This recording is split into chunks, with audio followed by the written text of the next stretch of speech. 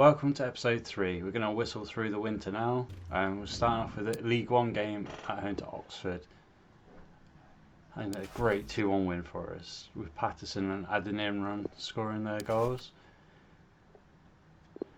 We actually ended up playing Oxford again in the next fixture as we faced them in the EFL Trophy, and unfortunately we went down 2-0 at home, which is really frustrating. It would be great to progress, get to Wembley if we can.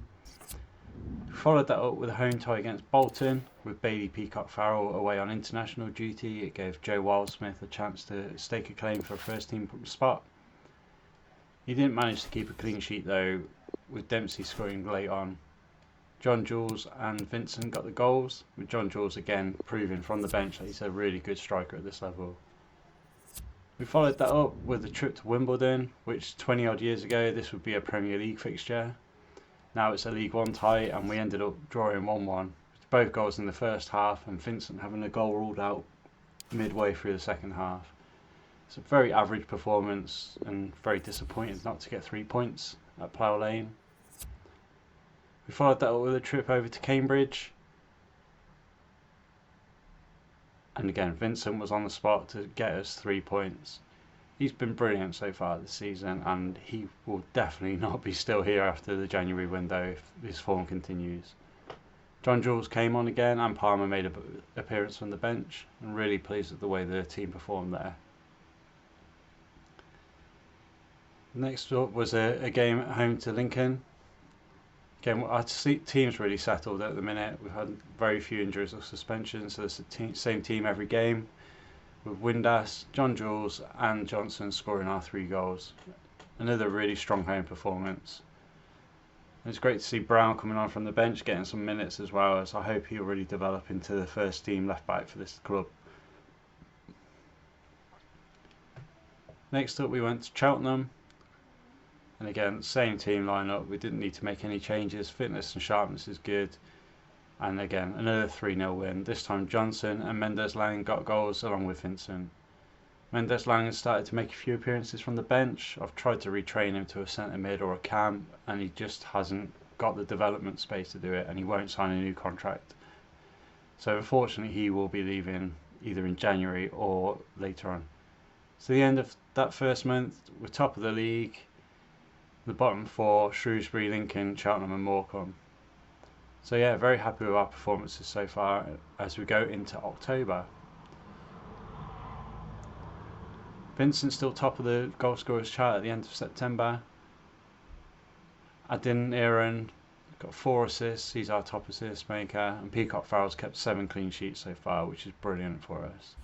As I mentioned, we've had very few yellow or red cards, which has meant that our team can actually be fairly stable and fairly consistent week in, week out.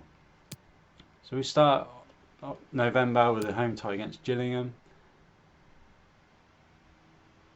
and we go down to a 2-1 defeat. It was a really disappointing home performance from us.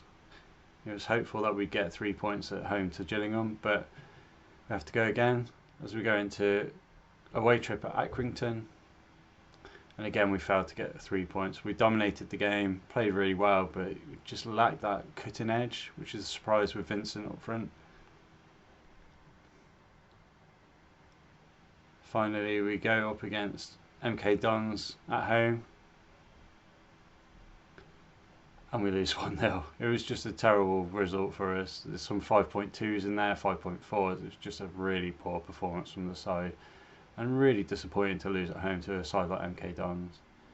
Then we hosted Wycombe, and we snuck a 1-0 win. It was a very close game, very little happened. Josh Windass was player of the match. 8.5 rating. Bailey Peacock-Farrell had a great game in goal for us as well, and that kept us in the tie. So at the end of November, we're still top just by 3 points over Rotherham and Charlton, who have also kept pace with us. And if we check the goal scorers list, Vincent's still top with 14, with Chilina and Walker closing the gap with 12, Ladapo and Washington on 11. White at Oxford's been a really good player this season. We've been scouting him. He's on loan from Manchester City. Brophy, top of the yellow cards list.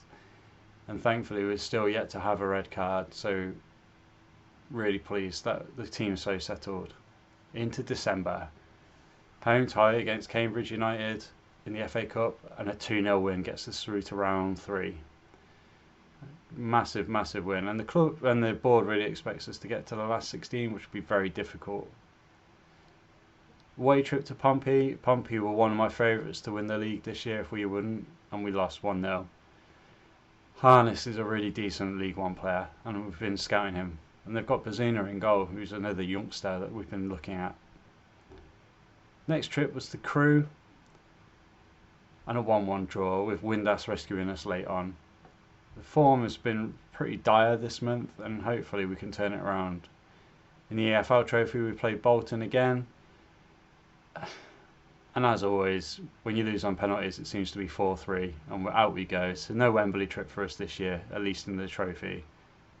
Thankfully we got a 1-0 win against Accrington in League One to sort of try and turn our form around before we hosted Burton Albion on Boxing Day, which we drew 2-2 with another late equaliser for us from Patterson. So our form of late has just been all over the place before we travelled to Sunderland for the last game of the year, and somehow we managed to come away with a 3-1 win, which was delightful, with Josh Windass netting a hat-trick and getting a 10 out of 10. He's been brilliant so far this season, but with youngsters coming in I probably will rotate him out. So at the end of the year we've dropped down to second. We're a point behind Rotherham, and we're 4 points clear of Charlton, so we're not in a bad position. Top 2 is perfect for me. We just need automatic promotion, although the board do want the title. I think realistically we should be able to win the title from here, and hopefully we can push on in the second half of the year. Vincent's still top with Chelina closing in. Vincent is going to be really difficult to keep hold of in the January window, so we'll see what happens with him. Peacock Farrell's still top of the clean sheets with Cumming in second, and he's one of my top targets for the window as well. Still yellow cards, we haven't got anyone on that list yet, and still no red cards, which is great because it's meant that the team's really consistent week in, week out. So thank you again for watching. Please like, comment and subscribe if you want to see more of this save.